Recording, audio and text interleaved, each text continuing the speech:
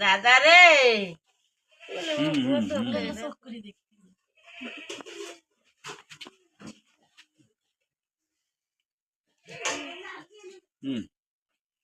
পান খেয়ে মুরব্বী হয়ে যায় তোর লাল করে দাও সাবাও দ্বিতীয় সাবাও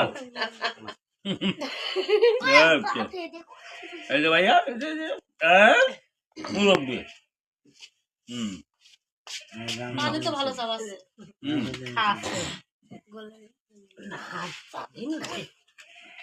বিদ্যালয়টা নিয়ে